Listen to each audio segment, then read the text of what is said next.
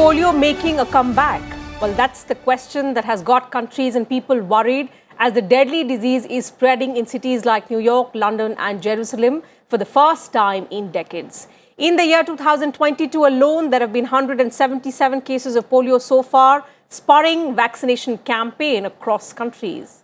The dreaded disease has, in fact, if you remember, had terrified parents around the world for the first half of the 20th century as it killed or paralyzed over 500,000 people every year. Affecting mainly children under 5, it is often asymptomatic but can also cause symptoms including fever and vomiting. Around 1 in 200 infections leads to irreversible paralysis, and among those patients, up to 10% of them die. Owing to mass vaccinations globally, the wild form of the disease has disappeared. It remains an endemic in just about 2 countries, Afghanistan and Pakistan. Although imported cases have been found in some countries like Malawi and Mozambique earlier this year, which is the first since the 1990s.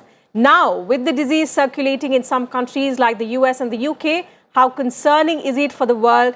That and much more in Perspective today. Hello and welcome to the program. It gives me immense pleasure to welcome 3 distinguished panelists on this edition of Perspective. With me in the studio is Dr. Sanjay K. Rai. He's National President, Indian Public Health Association. Welcome to Sansad TV, Dr. Rai. Thank you for your time. And joining us virtually are 2 eminent panelists as well, Dr. Ravi Godse. He is Internal Medicine Specialist, Western Pennsylvania Hospital. And also Dr. Raman Ganga Khedkar, Dr. C.G. Pandit, National Chair at the ICMR. Welcome, gentlemen, on this edition of Perspective on Sansad TV. Dr. Godse, let me begin the program today with you. How alarming is the situation in the US? What we know so far is that 1 young adult has been paralyzed because of polio. Wastewater samples have tested positive in different locations. What do the initial investigations lead to? I don't think it is that concerning because I think we have become so sensitive because of COVID. Maybe there were news about these multiple viruses, monkeypox, Langa virus, this virus, that virus. Previously, we would just look at it, ignore, and start following politics. Now, any virus news, we are on our toes and we are extremely concerned. So it is a heightened awareness, this heightened sensitivity that's making this news blowing out of proportion. Now, going back to polio, I don't think it is as deadly. Of course, it is concerning. It's not as deadly or as serious as we make it out to be. It is, if 10,000 people develop polio, more than 9,500, more than 9,800 people will have no symptoms whatsoever. Only 10 people can have neurological disease, and one of them can get into serious trouble. The focus on New York is New York has a lot of population of Hasidic Jews. So if you look at the Jewish population, the total population of Israel is about 7 million, like 70 lakh. And 11 lakh Jews stay in New York, and half of them are my friends. And they are opposed to vaccination, some of them, the Orthodox Jews, the Hasidic Jews. So now, because of the COVID, the vaccination has come into picture. So many of these people are not taking the vaccine. During COVID, we have ignored the other vaccination. I think we need to go back to that. It's a clearly vaccine preventable disease. And because the Western countries use a killed polio vaccine, which was actually developed 5 kilometers from where I'm sitting. It was developed in Pittsburgh, Salk. I know the family. And he has given the vaccine to his own kids, and I've seen that patient. So this is not that concerning in New York. We cannot have like a vaccine related paralytic polio because we don't have oral vaccines in United States. I don't think India has anything to worry about too. All that we have to do is continue whatever we're doing with the childhood vaccination. India has done very well with vaccination. There shouldn't be much concerning. I haven't studied it in that detail. I don't think India will be able to sample the wastewater data because India uses oral vaccine. I think there should not be anything alarming either for US or for India. Okay, so let me get in views from Dr. Rai. Dr. Rai, the fact that, India went through a lot. It took us a lot of effort in eradicating polio across the world in several of these developing countries that we are talking about today. It had been forgotten, but the fact that it is now circulating in one of the most developed countries of the world, the US, the UK, in Jerusalem we are talking about as well. How concerning is it for the world entirely, not particularly India, but the world? See, for polio or any viral disease, if there is a immunity gap, then this type of virus may appear. In India, we have a different strategy. We have both killed virus vaccine and live attenuated vaccine. Both have some advantages, disadvantages. Like US, they are using only this killed vaccine since last more than 20 years. So these killed vaccines, they protect you from the development of disease, but they are unable to protect you from the infection. Whereas we have both. We are vaccinating our children, especially under 5 children, with both oral polio vaccines and also IPV. So our situation is entirely different. See, the last case of this wild polio virus, polio cases reported in this country in 2011. In 2012, WHO declared India polio free, and this entire region polio free. So if there is a immunity gap, that means if the percentage is low, then we may develop this. Currently, our vaccine coverage is very high. We have very good vaccine. These two vaccines are very good for preventing infection also and preventing disease. So oral polio vaccines, there are some problem, like in US, this is not a wild polio virus. They detected this is circulating, so vaccine derived polio virus.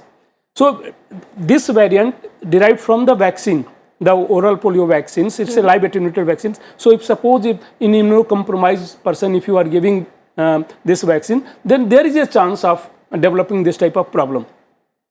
So wild polio virus, we have only 2 countries in this world, Afghanistan and Pakistan. And they happen to be neighbors. So let me get in Dr. Ganga Khedkar's view on that. The fact that, only 2 countries where polio is an endemic and both are neighbors, Afghanistan and Pakistan, Dr. Ganga Khedkar. And the fact, the stark reality that COVID has brought before us is the fact that these viral diseases are just a plane away. How worried should we be? I would also say the same thing, that we don't need to get worried. There is no reason to panic. Please remember, in India, we have one of the best surveillance that you could talk about in terms of polio surveillance. It's one of those 7 laboratories in the world which are recognized as global centers of excellence. The entire work is done through ICMR NIV in Bombay. Air Suez surveillance is also done to find out whether there is a emerging strain that could be coming from the Suez samples per se. And we have 10 such sites where in the entire year this surveillance activity continues.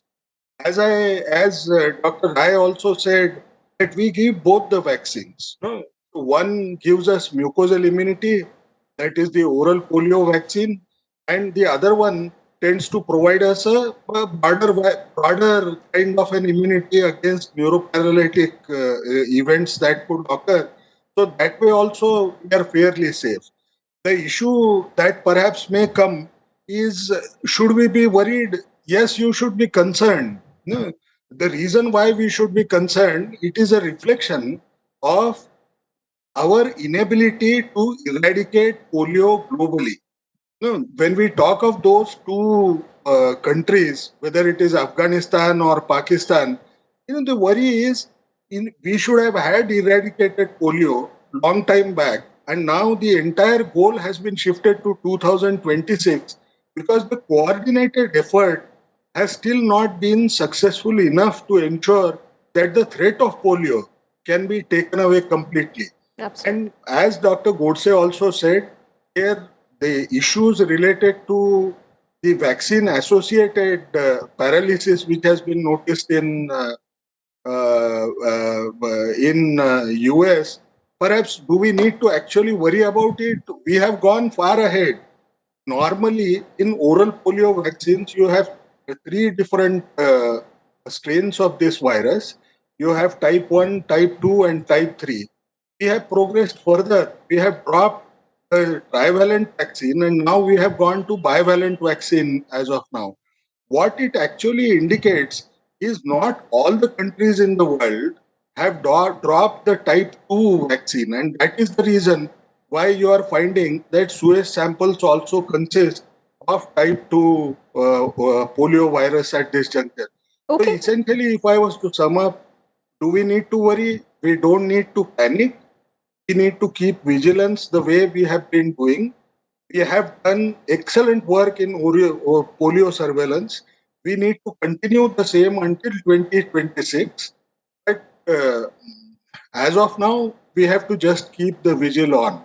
Certainly. And Dr. Godse, in India, the vaccination against polio has been a continuous process because of the fact also that the eradication has been quite recent compared to the United States. Correct me if I'm wrong, but in the United States, the virus has not originated since 1979. So has that sort of, derailed the status of vaccination? What currently is the status of vaccination against polio in America? I think United States had all the vaccine skeptics always, and they thought vaccines caused this and that. And, in this pandemic, we saw that people who had no business to be on WhatsApp and forwarding, and we just saw this pandemic of ignorance going away. Means they were saying when a booster came around for COVID, they said, which vaccine do you have to take multiple doses? Dude, apart from yellow fever, there is no other vaccine in the world for which you don't need multiple doses. Polio needs 4 or 5. So United States has definite, and let me quickly differentiate between for common people, the killed and the oral. The killed virus is a killed virus. It's like a tetanus shot. So it cannot give you the disease at all. The oral virus is a live virus. So it causes low level infection and you can actually spread it to others. I think a year ago I said it on a show that if a live COVID virus vaccine comes, it will be very good for developing countries because you give the vaccine to Yudhishthir and you don't have to worry about Arjun, Bhim, Nakul because he might pass it to them. So the oral vaccine, like disease spread, the vaccine can spread also, and we have seen the beneficial effects of that. But in United States, I think I'm coming back to this pandemic situation.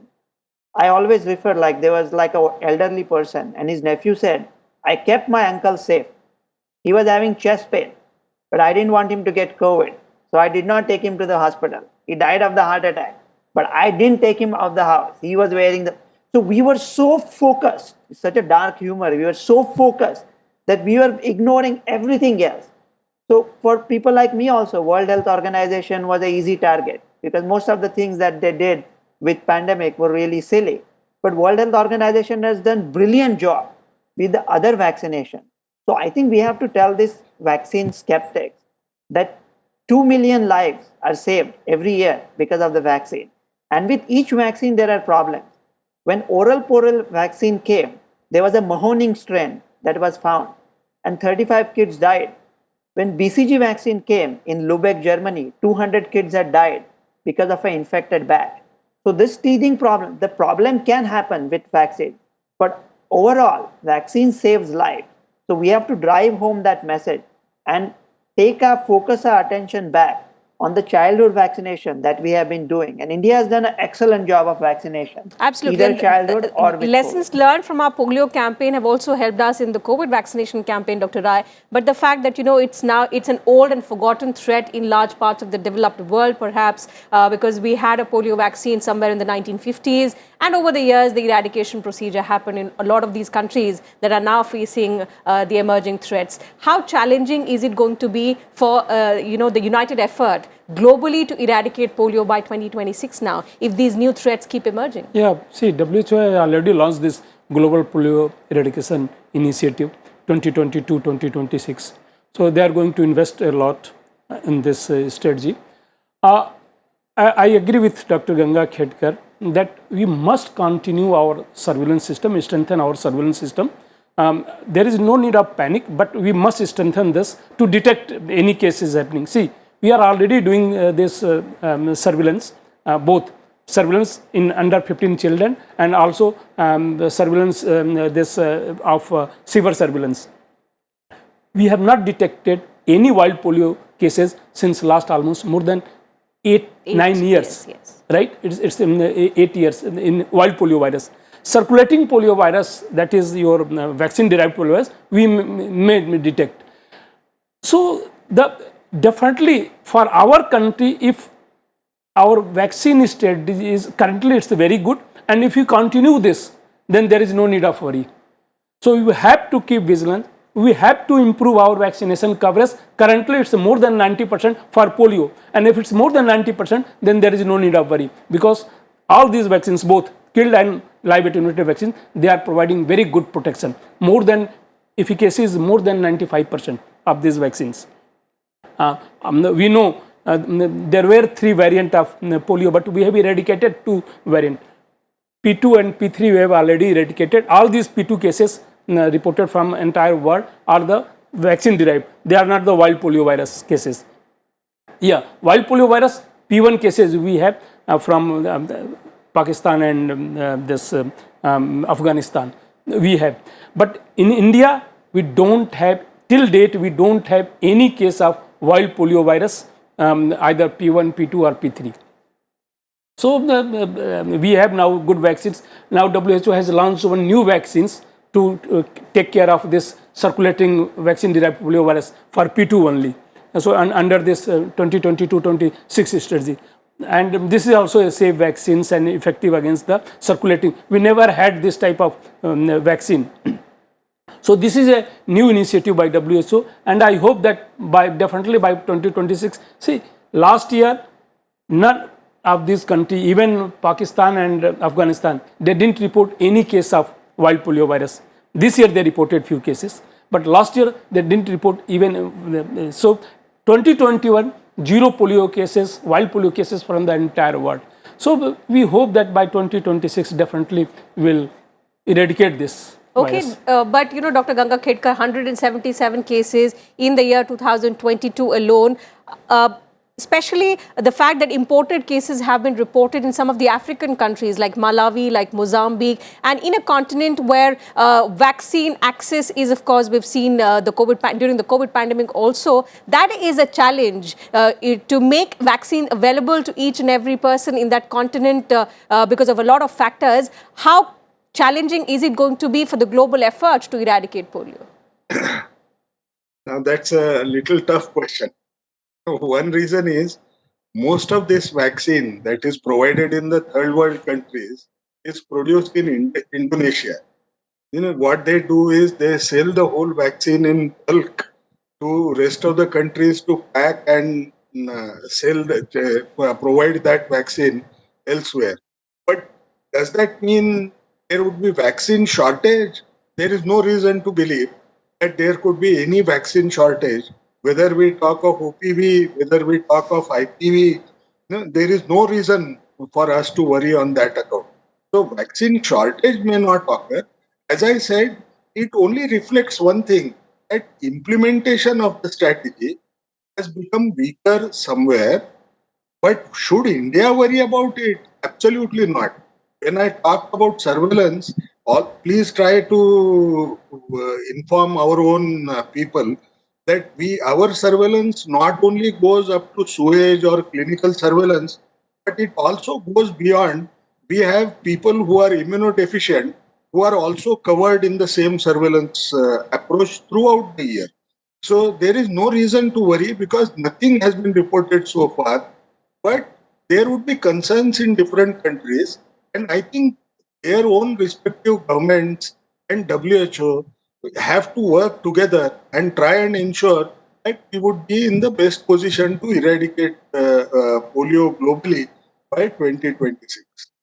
Dr. Godse, some of the experts in America have described the current scenario as just the tip of the iceberg, and they're worried that it could be a local transmission and that could lead to an outbreak of sorts. So, what are the kind of arrangements or the kind of efforts that different states will have to now undergo to prevent such an outbreak of polio? And considering also the fact that some of the millennials are not even aware if they have been vaccinated against polio in the country.